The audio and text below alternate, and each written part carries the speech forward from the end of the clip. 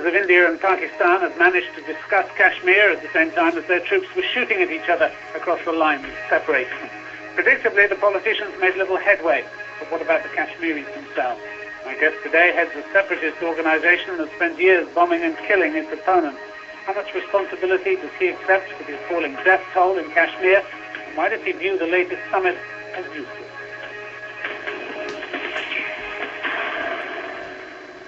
Yasin Malik, a very warm welcome to the program. When you were in charge, or was in charge of the Jammu and Kashmir Liberation Front, how many people did you order the death of? Pardon? I'm sorry? I'm sorry, I could not get your question. When you were in charge, or one of the leaders in charge of the Jammu and Kashmir Liberation Front, how many killings did you personally order or carry out? It is fact that Jammu Kashmir Liberation Front started armed struggle in Kashmir in 1988. But before that, I started my political career in 1984. No, I understand that. I'm trying to focus on this particular part of it for the moment. From 1987, when you started down this road of violence. One must know that what was the reason to start the armed struggle. We'll come on to the reasons in a moment, Mr. Malik, but could we start here? I'm really asking you if you remember how many killings you personally ordered or carried out. Yes, JKLF started the armed struggle in Kashmir in 1988. But you personally? Yes, I am the pioneer of armed struggle in Kashmir, and the concept of the armed struggle was just conveyed to the world consciousness and Indian consciousness in particular that we Kashmiri people want to be heard, that we want to live in this particular world with respect, honor and dignity. I understand those were your motives. How many did you kill? It is not the matter how many will kill. No, this is the question I'm asking you. The matter is simple that there are cases against me pending in the court, and now 11 years have passed. And Government of India has not even started the trial. So, are you going to tell me whether you carried out killings or not? Definitely I participate in the armed struggle. There is no doubt about it. But the question is, again, that which circumstances forced Kashmiri people to start the armed struggle. I already told you that I started my political career in 1984 with a non-violent movement. But it is unfortunate in 1985, we just published a sticker, and on that charge I was sent to the third degree interrogation center for 20 days and 3 months in police lockup. Then again in 86, when I was the general secretary of the student organization, I was detained for 6 months. Then again in 1987, there was a Muslim United Front political forum. My student organization was the constituent of this forum. So you accept responsibility for a number, maybe a large number, of the deaths that have taken place in Kashmir? It's not the matter of the responsibility. No, I'm asking you whether you accept responsibility. It is not the matter. Why we will accept the responsibility? The matter is very simple, that Government of India never gave any kind of political space in Kashmir for non-violent movement. Nobody says that Kashmir is a simple problem, and everybody seems to differ about it, but I'm asking whether you accept your share of the responsibility for the killings that have taken place. We did not accept the responsibilities. Why not? Why we will accept the responsibilities? You carried them out, didn't you? Pardon? You carried the killings out. Yes, definitely I participate in the armed struggle. So you have to accept responsibility. Which kind of responsibilities? Which kind of, our land has been occupied, and when we started the non-violent movement right from 53 till 88, Government of India used every kind of violent method to curb our non-violent movement. I think the credit goes to the British people. Was it worth carrying out these killings? You walked away from violence in 1995. Was it worth the killings that you had participated in up until that point? No, our concentration was directly with the Indian security forces.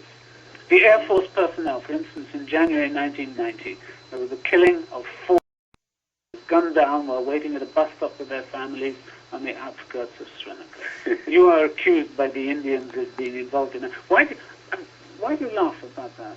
There's nothing to laugh at about the death of people. It is not the matter that I am laughing about the death of the people. The matter is that as far as this Indian Air Force incident is concerned, they belong to the Indian security forces. But so what are you saying with that? That they are legitimate targets? Listen to me. Listen to me.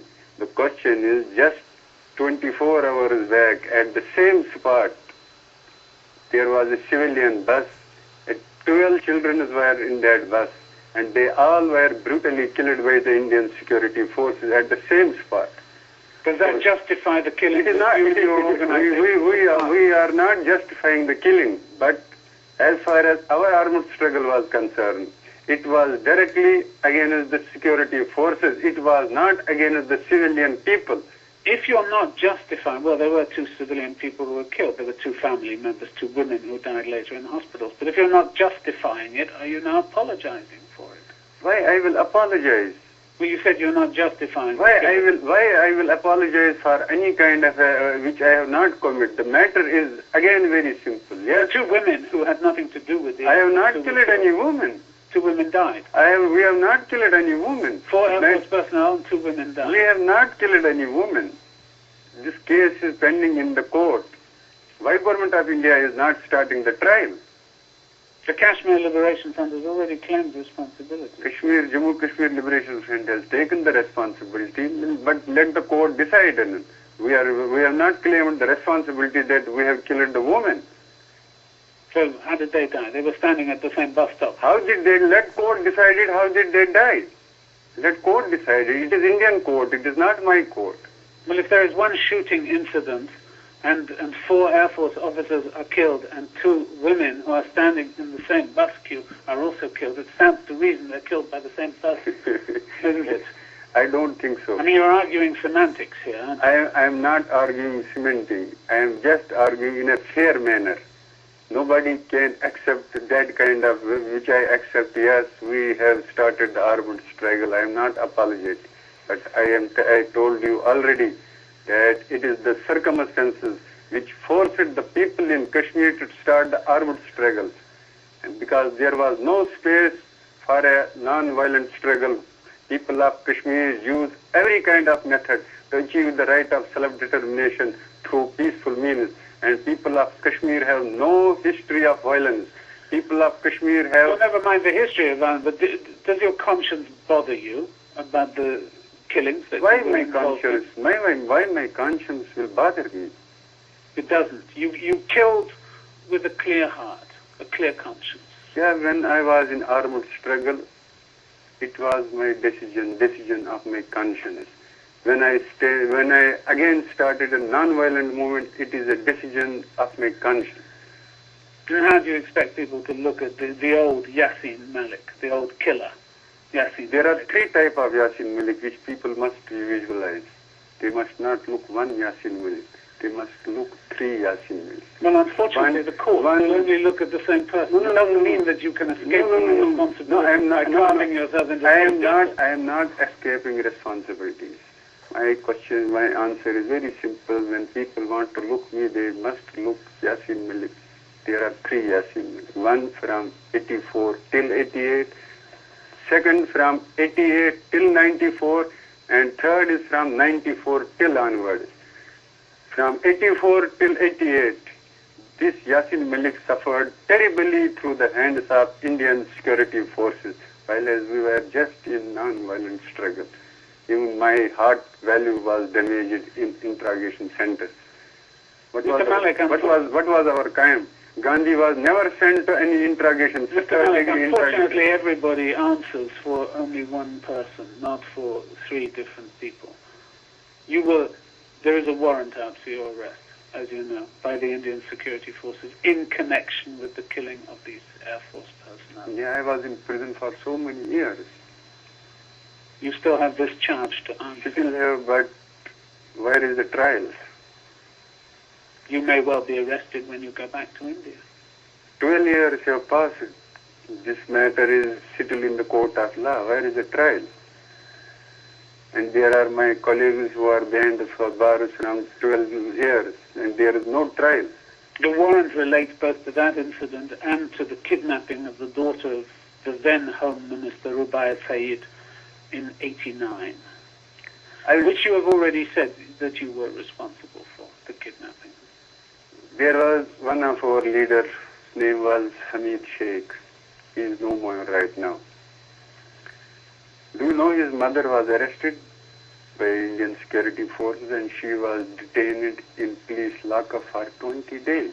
Does that justify your kidnapping? It's not a matter of the justify. No, but why are you telling me this story?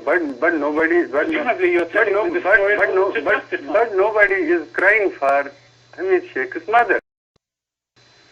Because she was not the daughter of Home Minister of India. Everybody is crying for the daughter of the Home Minister of India. Your organization put out a message when she was kidnapped saying, release the militants. There were 5 people who you wanted released. Release the militants by 1900 on December the 10th, 1989, or Rubaiyat's body will be dumped in Srinagar city. Rubaiyat Saeed knows which kind of treatment we gave her, and she tells it herself. Were you prepared to kill her? We were not prepared to kill her. She knows very well we never were prepared to kill her. Under any circumstances? And she herself gave that kind of an interview that how she was treated. Even she came to the court, she even did not recognize those people. So the threat was empty. This was an empty threat. No, this is not the. She is a daughter. No.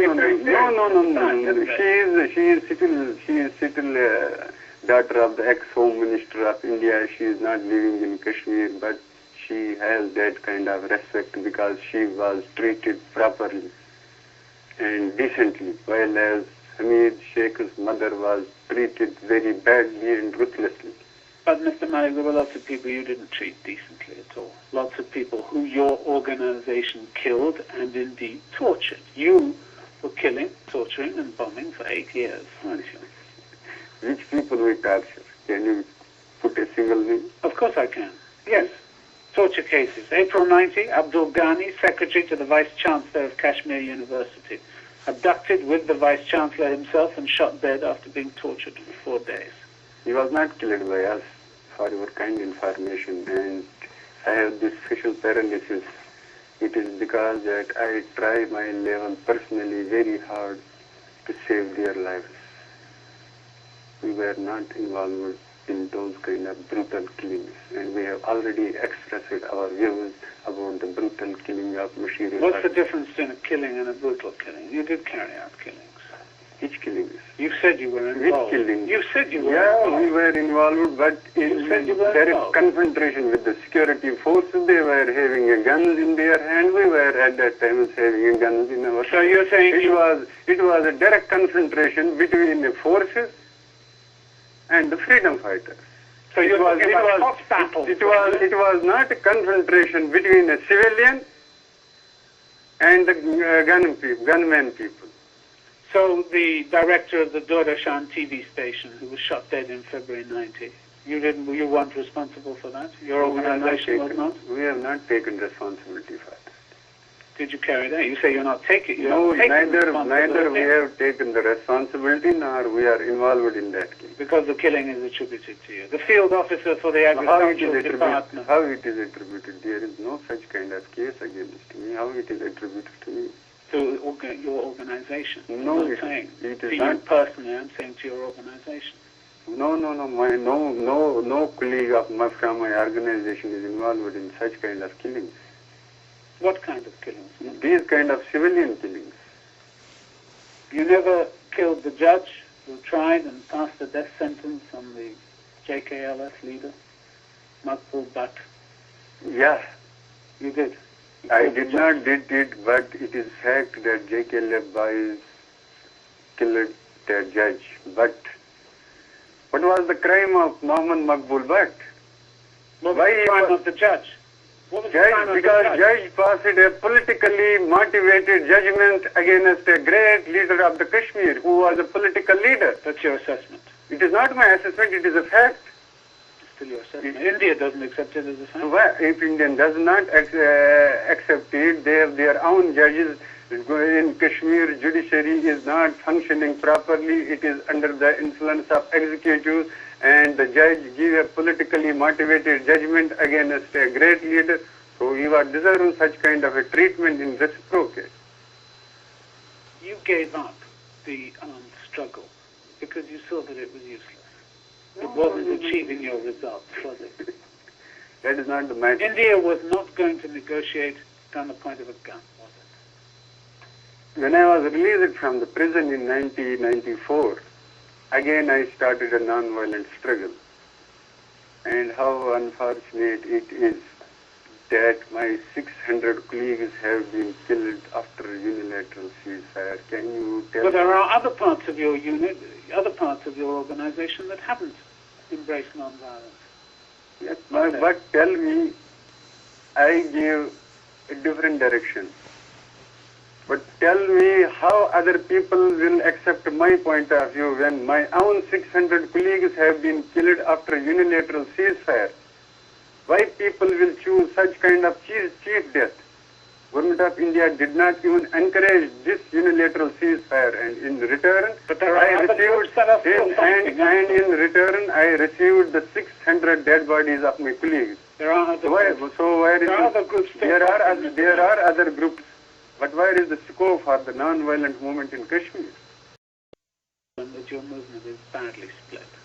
No, that is not the problem. It is a problem because you all want different things. All the Kashmiri separatist groups want different things. No. There are two schools of thoughts in Kashmir, but it does not mean that movement is split. It suits the government of India that they projected this movement. Sometimes fundamentalist movement, sometimes it is a divided house, sometimes they say it is a sponsored movement.